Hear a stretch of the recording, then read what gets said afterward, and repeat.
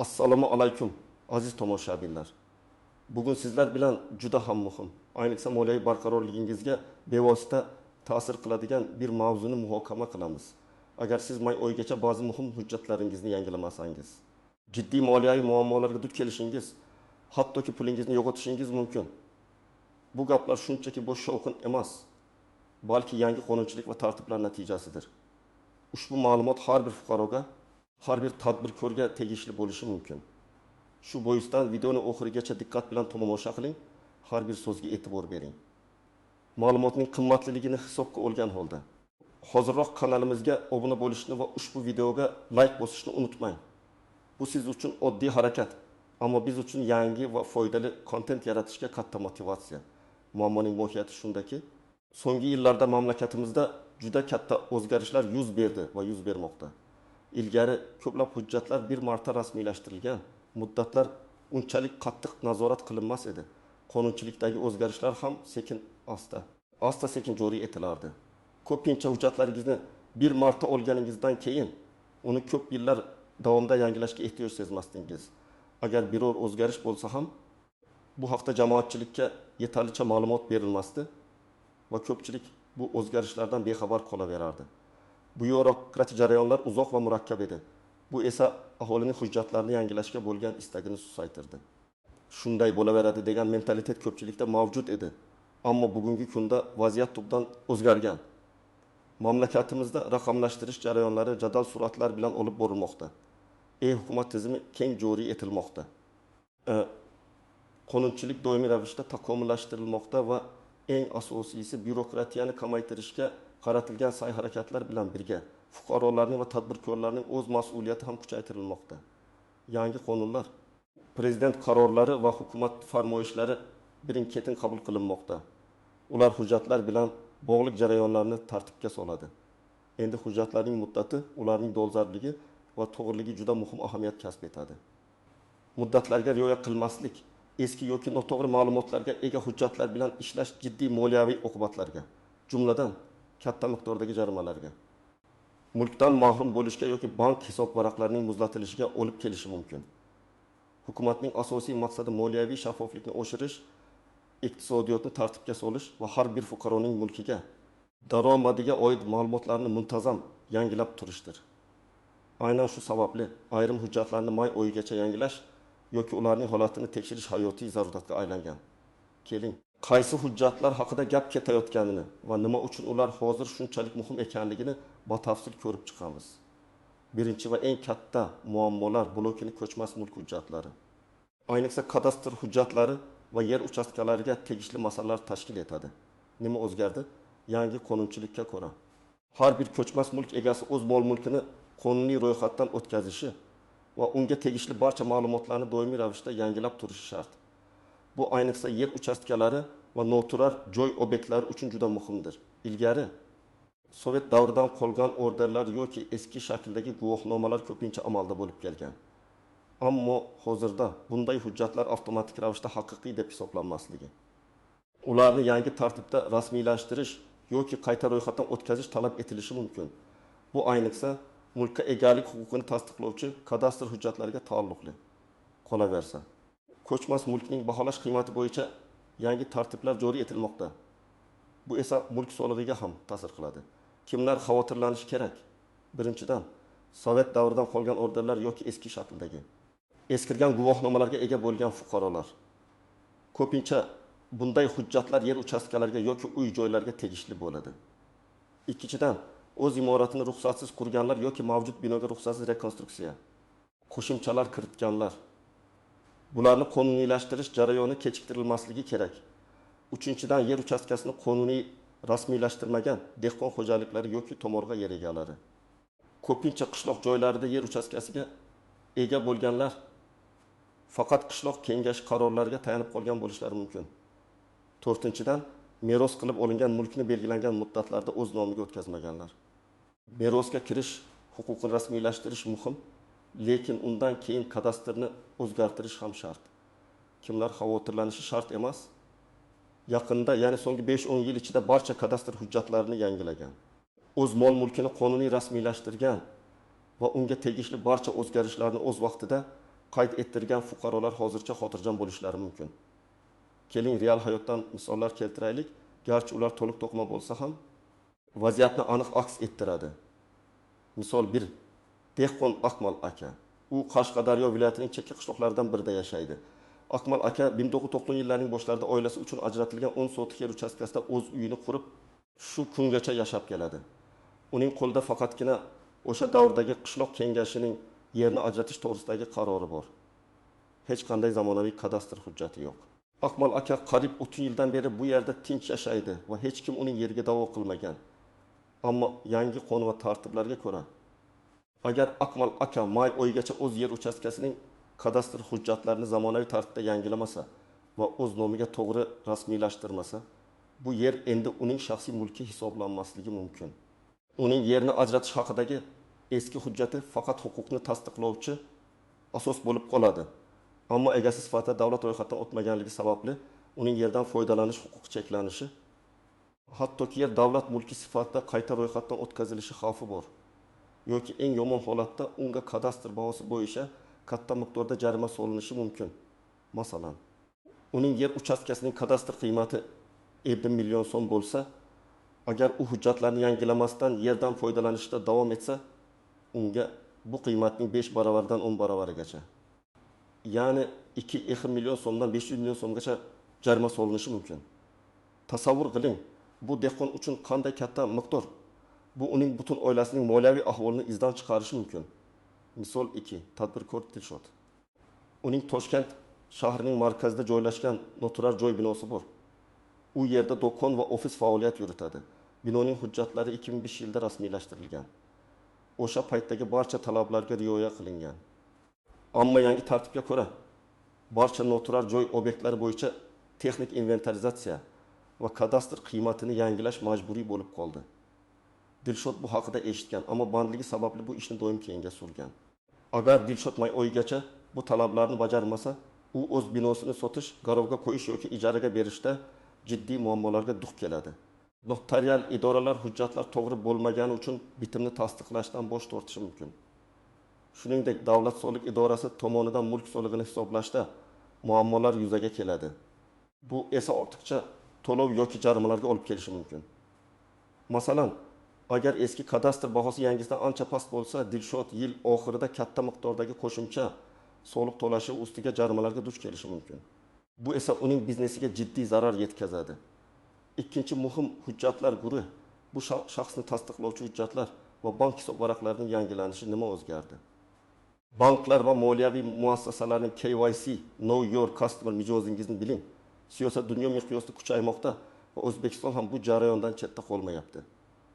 Bu ayniqsa pasportning muddati o'tishi yoki yangi ID kartaga o'tish bilan bog'liq. Raqamli bank xizmatlaridan va onlayn to'lov tizimlaridan foydalanishda bu ma'lumotlarning dolzarbligi juda muhim. Banklar o'z mijozlarining shaxsiy ma'lumotlari doimiy ravishda yangilanib turishini talab qiladi. Kimlar xavotirlanishi kerak? Birinchidan, pasportining muddati yaqinlashayotgan yoki allaqachon o'tib ketgan shaxslar. Ikkinchidan, yangi ID kartaga o'tishni kechiktirayotganlar. Ko'plab yoshlar yoki o'rta yoshlilar yangi ID kartaga o'tishni majburiy deb hisoblamasdan eski pasport ham ishlayapti-ku degan fikrda yurishadi. Ammo bu noto'g'ri.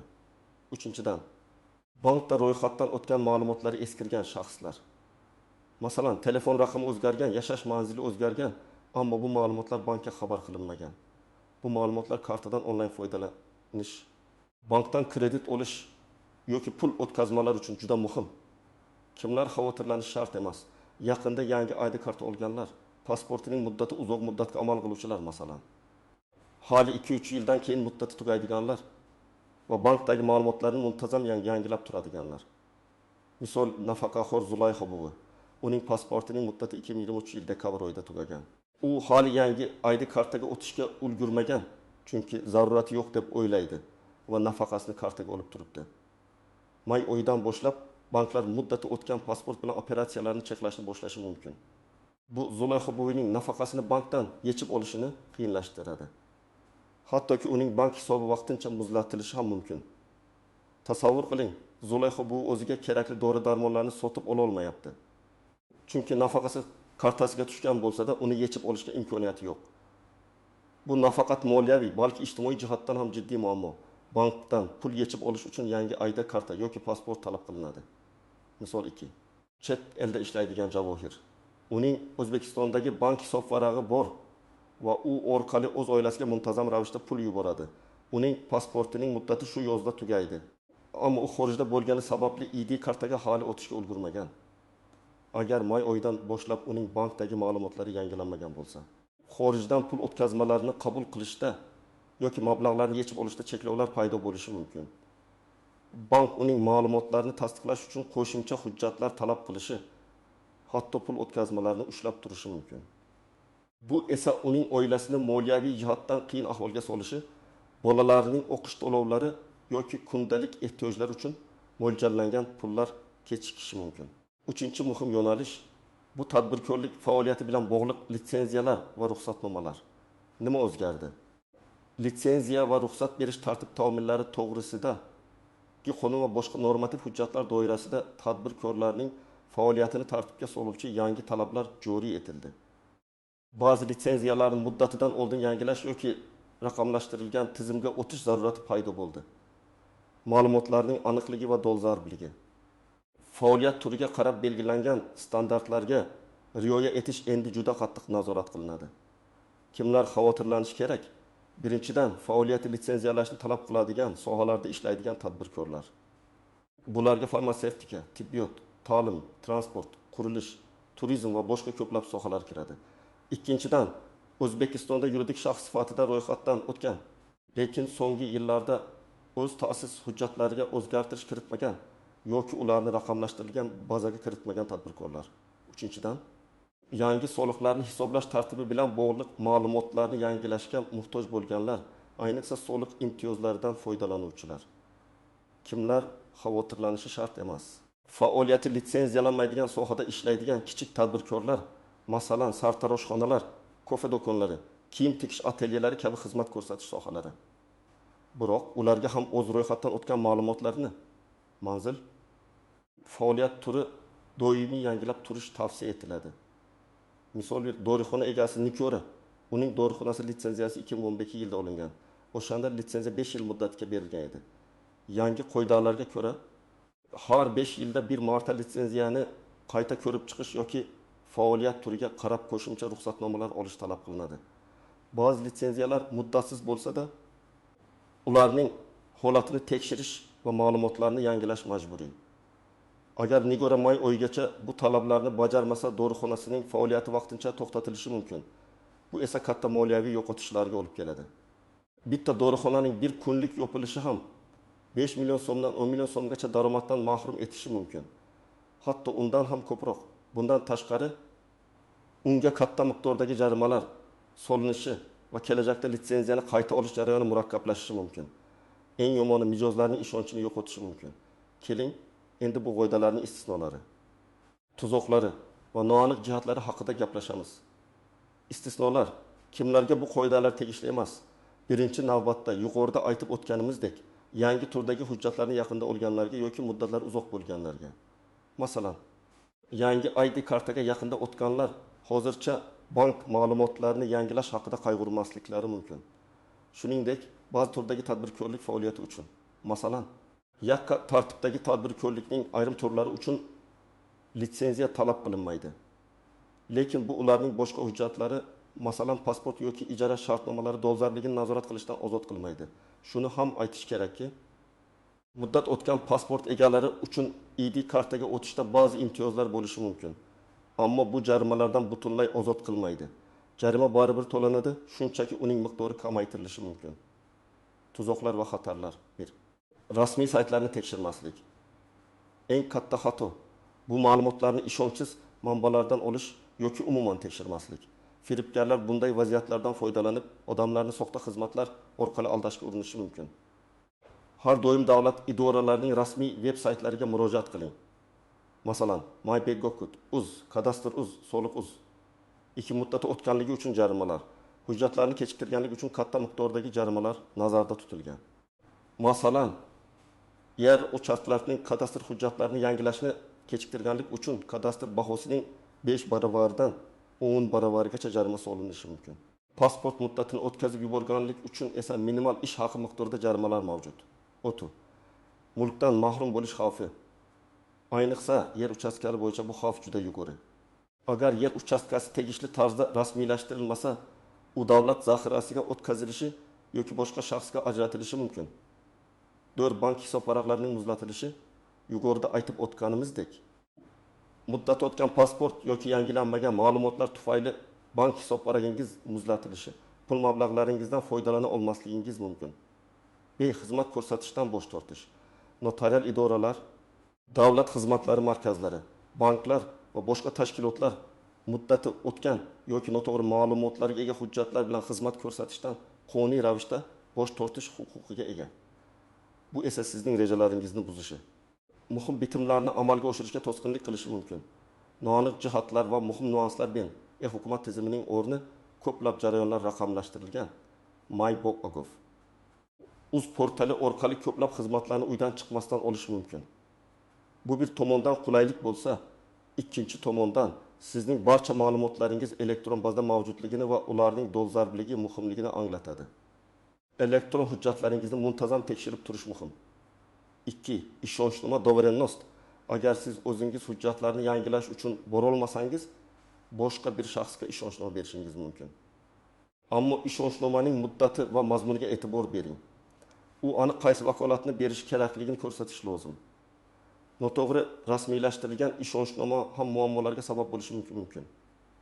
May oyigacha muddatining muhimligi bu shunchaki shartli sana emas, balki ko'plab yangi qonunlar va qoidalarning kuchga kirishi yoki jazo choralarining kuchaytirilishi bilan bog'liq.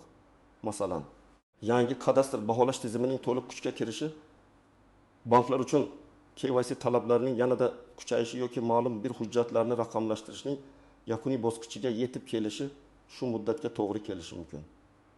Bu sana ko'pincha turli normativ huquqiy hujjatlarda belgilangan muddatlarning yakuni bo'lishi mumkin. Shuning uchun bu sanani jiddiy qabul qilish zarur. Endi esa amaliy maslahatlar, ya'ni aniq nima qilishingiz kerakligi haqida gaplashamiz. Birinchi qadam, hujjatlaringizni tekshiring. O'zingizning va oila a'zolaringizning shaxsni tasdiqlovchi hujjatlarini, pasport, ID karta diqqat bilan ko'zdan kechiring. Ularning muddatlari qachon tugashiga e'tibor bering. Ayniqsa yaqin orada muddati tugaydigan yoki allaqachon o'tib ketgan pasportlarga alohida e'tibor bering. Ko'chmas mulkingizga tegishli barcha hujjatlarni, kadastr, yer uchastkasi haqidagi guvohnomalar, orderlar yig'ib chiqing. Ularning qachon olinganligini, qanday shaklda ekanligini aniqlang. Agar ular eski shaklda bo'lsa yoki uzoq yillar oldin rasmiylashtirilgan bo'lsa, ularni yangilash kerakligini bilib oling.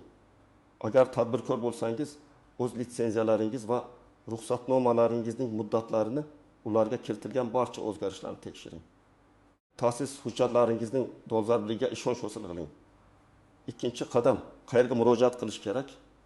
Pasport yoki ID kartani yangilash uchun davlat xizmatlari markazlariga DXM yoki Ichki ishlar vazirligining migratsiya va fuqarolikni rasmiylashtirish bo'limlariga murojaat qilishingiz kerak.